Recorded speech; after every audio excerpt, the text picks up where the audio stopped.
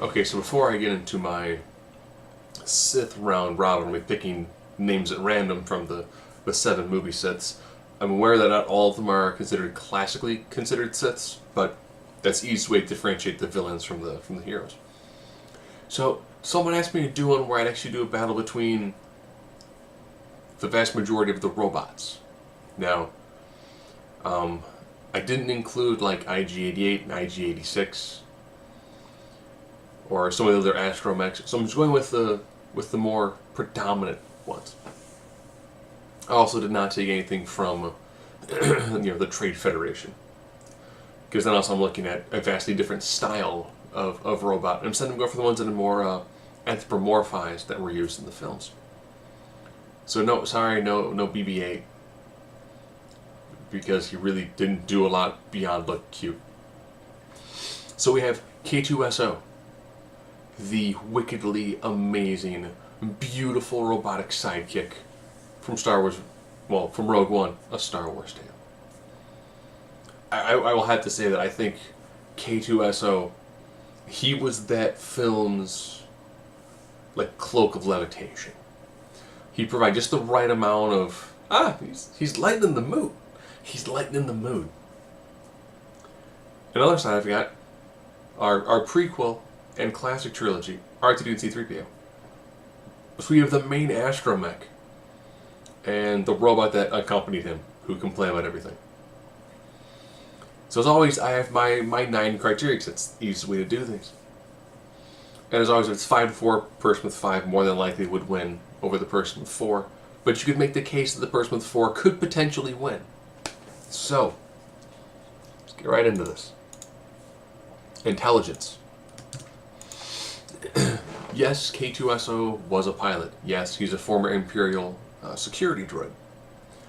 But I'm putting a pilot droid that has some security implementations versus an astromech that during the time that he was in primary service, he had to know star charting and repairs.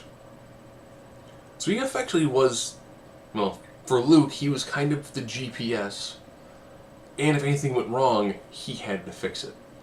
And C3PO, of course, the protocol droid. So there's a lot of information within those droids. Fighting ability. Yes, again, going classical where we've seen it from the movies, we pretty much saw K2SO do a backhand. But that's still more physical things that we've seen the protocol droid and the astromech do. Same thing when it comes to strength. I don't think I remember C3PO moving anything. And R2D2, he can push stuff, but that's really about it when he's considered that K2SO was about 8 foot tall.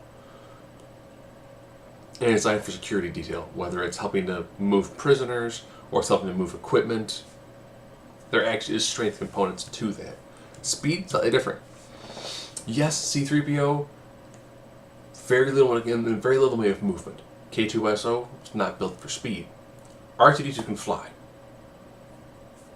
So right there, definitely gives the advantage when it comes to the speed for this. I'll go through the next two pretty quickly. Having to sit back and think through what I saw these droids go through. C3PO, his head was placed upon one of the, well, I'll just call him one of the droid red shirts during episode 2. And when the droid was shot, he still survived. He's disassembled, put back together again.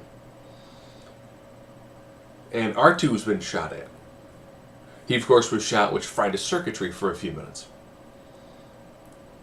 Now, K2SO, if you remember towards the end of Rogue One, when he's holding off the troopers, he's getting shot repeatedly and still doing his job.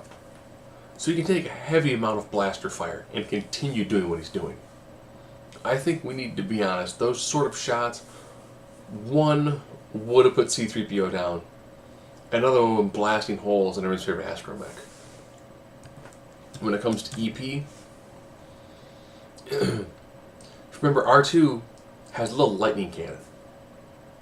Do I think it's going to do much to K2SO? Potentially it could. He was able to hit Salacious Crumb and pretty much make him go from the floor, jump up onto the ceiling. So he does have the ability to produce a generous electrical shock. Versatility. I had to think about this one. K2SO, he ended up having a similar sort of appendage attached to the underside of his wrist, which is very similar to how R2 interfaced with everything. With his little droid doodle that came out. Which was nice that everything had effectively the exact same way to communicate, which was nice.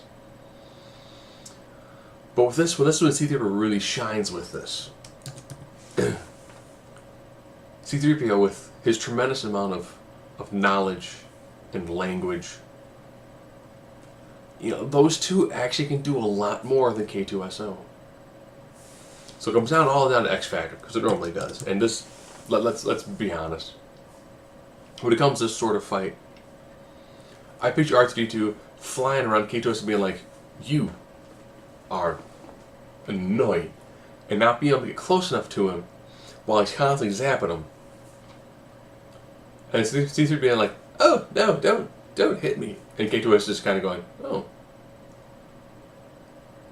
your arms are stuck at a weird angle, huh?"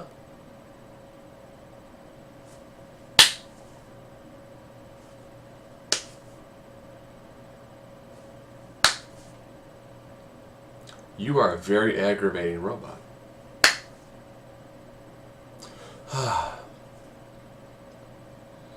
Okay. Astromech, can you just land? I don't want to fight you. I've defeated the annoying golden one. You have the ability to repair ships and, you know, star charting. I know how to pilot. Let's the two of us embark on our own grand adventure. Let's fan film this. This would be an amazing, because I could easily see K2SO and R2D2 having this amazing connection and this just really solid sort of foundation. Because there's just enough snarkiness to K2SO to fill the shoes of C3PO. But he's also a fighter too, and he's a much larger robot. So I actually could picture R2 kind of getting into a mess and K2 showing up and just laying somebody out. So if these three were to get into a battle, let's be honest, R2's going to leave C3PO out to dry. Because he's done it before. That's why everyone likes him. I like him more than C3PO. And K2SO and R2D2 would be an absolutely fantastic pairing.